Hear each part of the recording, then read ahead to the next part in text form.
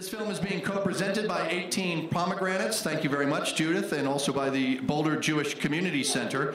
And we want to bring up somebody who's going to introduce this film. Not only is she a cultural arts director for the Jewish Community Center, but she's been a film critic, authored 2 books on film criticism, been a writer for the Daily Camera for many years, and she hosts the Denver Jewish Film Festival. Please help me to welcome Catherine Bernheimer.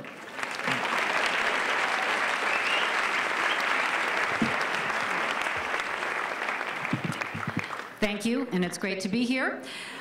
When I was approached about sponsoring this film, I was immediately intrigued, and the reason is that for the past 2 years, we've been in a collaborative programming relationship with the Colorado Music Festival.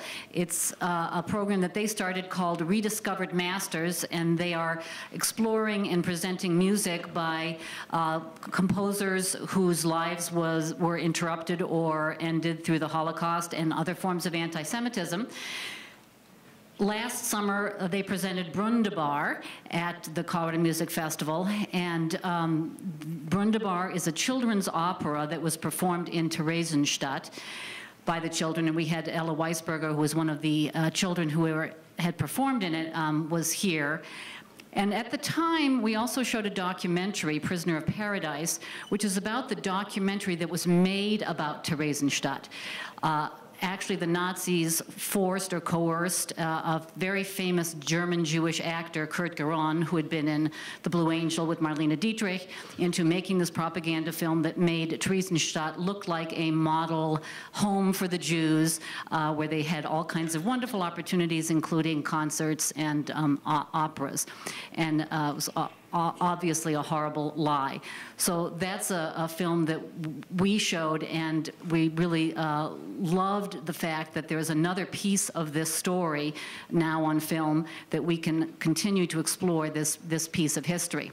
The Boulder Jewish Film Festival, which will take place March 10th through 17th at the Dairy, has another Holocaust and music film, Orchestra of Exiles, which is about Bronislaw Huberman, a Hungarian violinist who rescued 1,000 Jewish musicians from the Third Reich and started what is now the Israeli Philharmonic Orchestra. So it's another wonderful piece of the story. So we're very happy to be here as we continue to explore music in the Holocaust. And I commend BIFF for presenting this film and thank them for allowing us to be part of this presentation. So thank you all for being here, and we hope to see you at many more films here.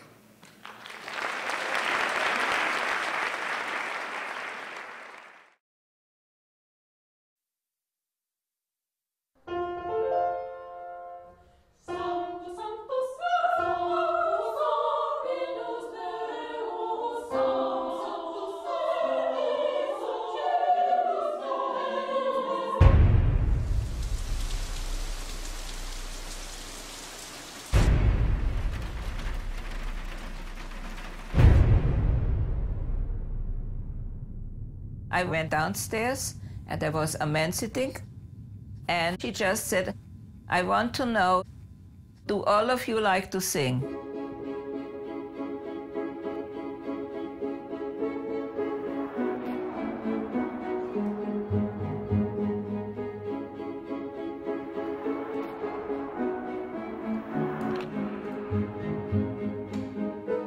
If people are robbed of freedom, they want to be creative, and they were. Where this music is powerful, it represents a threat. And it was a tremendous challenge to have the Germans right there in front of us and tell them to their face.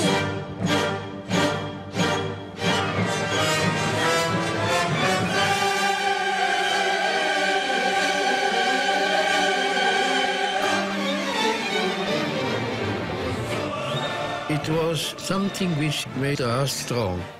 It has given us a resistance against our fate. Doing a performance was not entertainment. It was a fight for life. This Verdi's Requiem put all of us into another world. This was not the world with the Nazis. This was our world.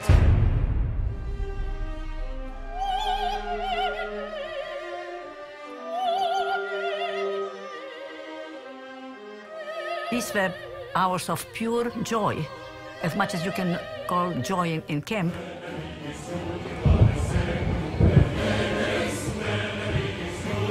Here they were, surrounded by man's worst, and these Jewish prisoners were determined to remind everyone of man's best.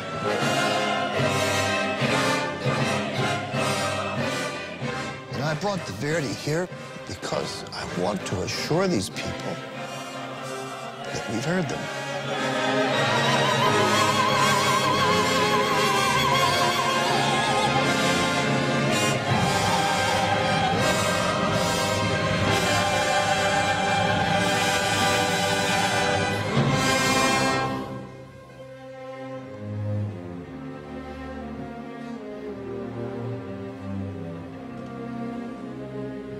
I don't think the soul has to be nourished by anything but by heavenly music. The soul doesn't need anything else.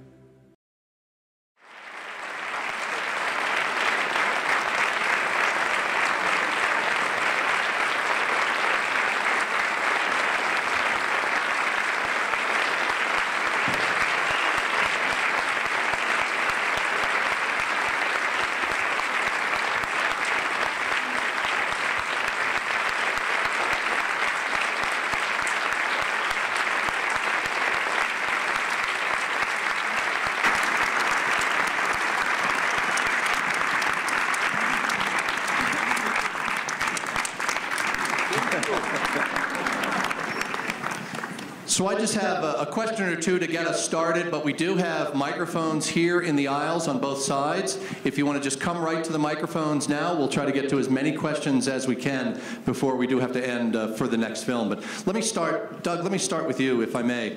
That I made a note when I first saw this film, and the woman said it at the end, that this really does show the highs and the lows of humanity, of the strength of the prisoners and the inhumanity of the Germans. As a filmmaker, how did you know where to strike that balance of how much to show of each of those? Well, that's a good question that we had a lot of discussions about, because there are plenty of documentaries out there about the Holocaust that detail and, you know, grisly detail all the horrors of the Holocaust, and we didn't want to do that because that's what's so different about this story. What Raphael Schechter and Edgar and all of the other artists that Terezin did is absolutely incredible and would be under any circumstance, but considering the situation they were living under, that's what this story brings, is just the incredible power of human beings to create under the worst of circumstances.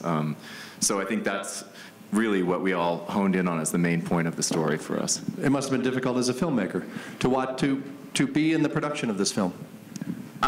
Difficult, I don't know. It's difficult in that there are so many stories in Terezin. It was hard to sort of narrow down what do you need to know to appreciate what these guys did.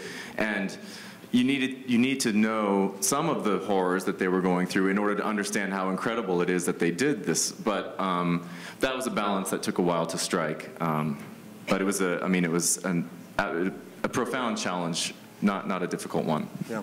Again, if you have questions or want to make a comment, please come to the microphones, because I'm going to come to you as soon as I see some people here. And I'm sure that people will want to ask questions of Hana and Edgar. But Whitney, let me come to you. I'm hoping that you might be able to shine a little light. I want to make sure that we get this in about the Defiant Requiem Foundation and the work that it does to be able to help, and how people might be able to get involved with that in some way. Sure. Well, the Defiant Requiem Foundation, it was founded by Murray Sidlin, the conductor in the film, and he brought the project to us, the idea for the project, in 2006, and since has created a foundation, Defiant Requiem, where you can access their website, defiantrequiem.org. And I think their mission statement or long-term goals is to use the film as a platform to educate young people about the atrocities suffered during the Holocaust, and just how music and culture played such an important role in, as you see in the film and expressed by the survivors, to overcome the atrocities. So I can't speak exactly to what how they're going to go about this. They are in the process right now of creating educational materials and organizing a way to distribute it to classrooms around the country and around the world.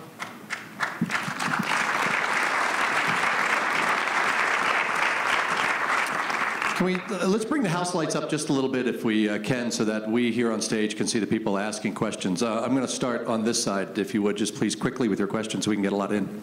Mine is really more of a comment. I am a survivor of all Holocaust survivors. I was born in Europe, and my entire family was in the Holocaust, but no one spoke about it at all. And this film was so powerful for me because I have spent my life, since I was 5 years old, I knew my mission was to serve through my creativity. And I've spent my whole life being a dancer, an artist, and teaching others how to use that with the soul. And this film really showed me, without even knowing it from what my lineage had gone through, how important creativity is, and that it really does enliven the spirit. So my whole life has been dedicated to doing this through my own, second-generation survival. Right, we're glad you could be here. So very, very powerful. Thank you. Thanks. Thank you. Let's come over to this side.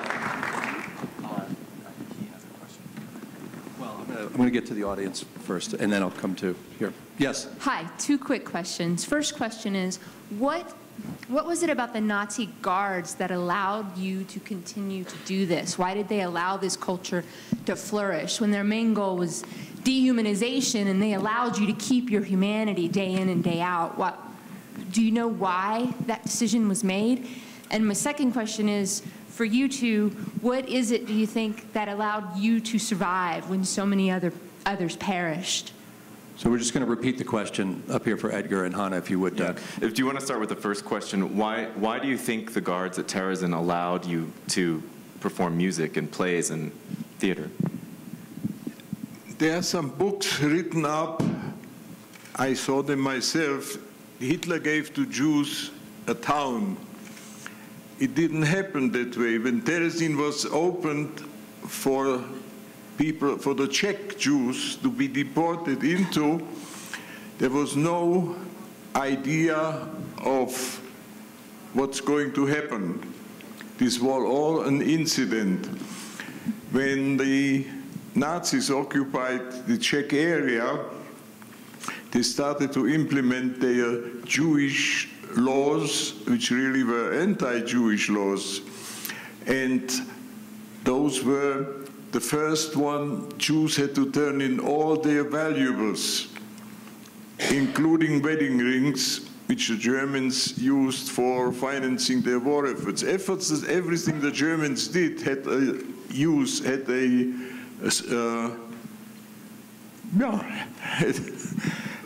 something useful for them. Radios had to be turned in so they can't listen to foreign broadcast and will depend only on the German propaganda.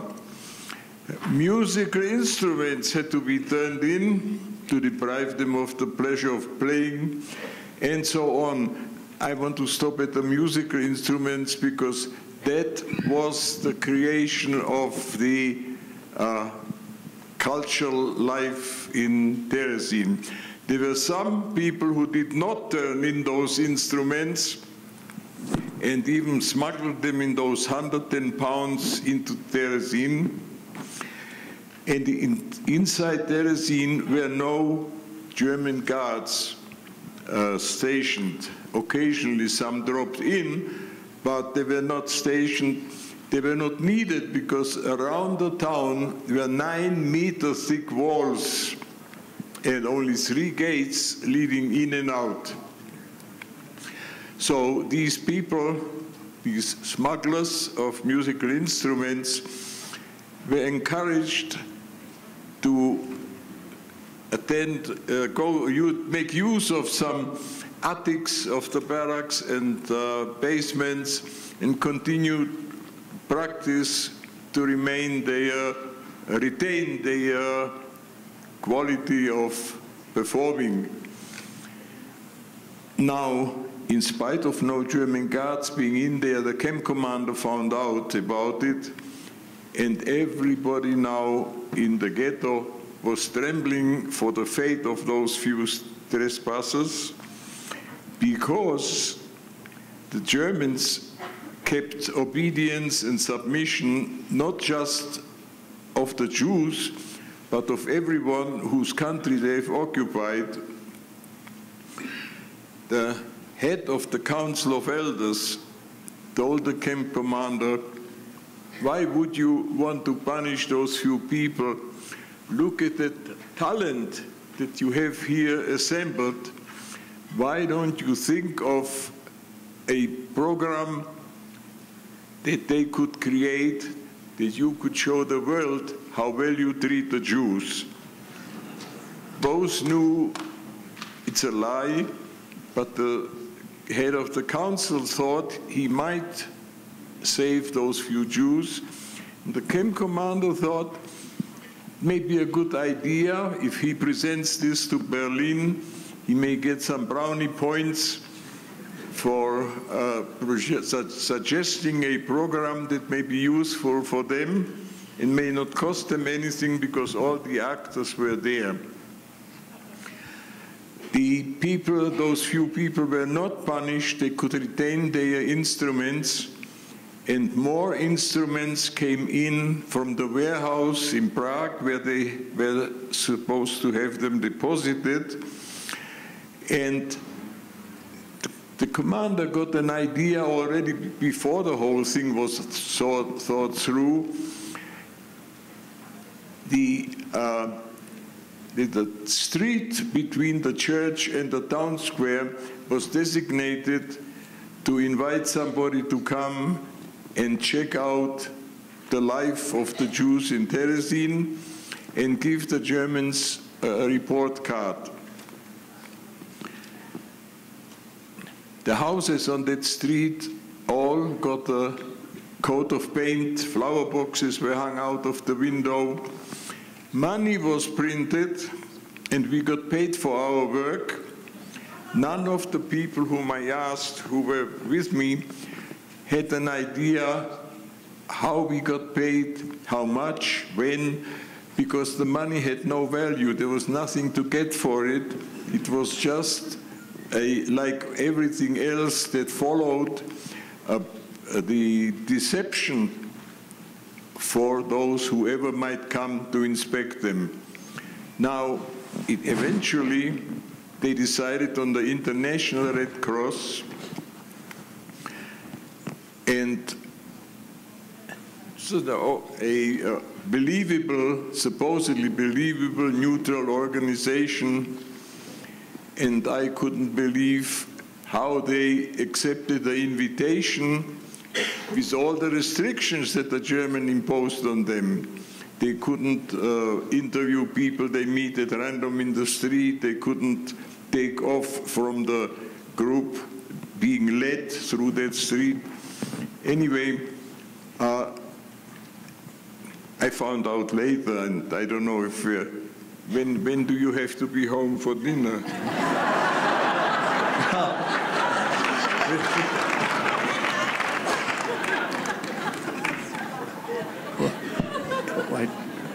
Well, after the war, I live in Boston. There was a professor of history at Harvard University who wrote a book about the International Red Cross of that time, what they did and shouldn't have done, and what they didn't do and should have done. And he brought me papers in German and in French to translate it for him in English. After several times of those encounters, he told me that he arranged a meeting with the then president of the International Red Cross at his factory. the president of the Red Cross then, owned aluminum factories in Switzerland, also in Austria and in Germany, and used prisoners of concentration camps as their workers. So that's the neutrality and the submission to restrictions. Can I ask Hana, do you want to answer the woman's second question, which was, why do you think, what made you survive? How were you able to survive when so many didn't in Terezin? And you were able to survive? Yeah, and actually you were telling me a story earlier about when you... I started sorry, it's a question for Hana, actually. Oh, question. Sorry, Edgar.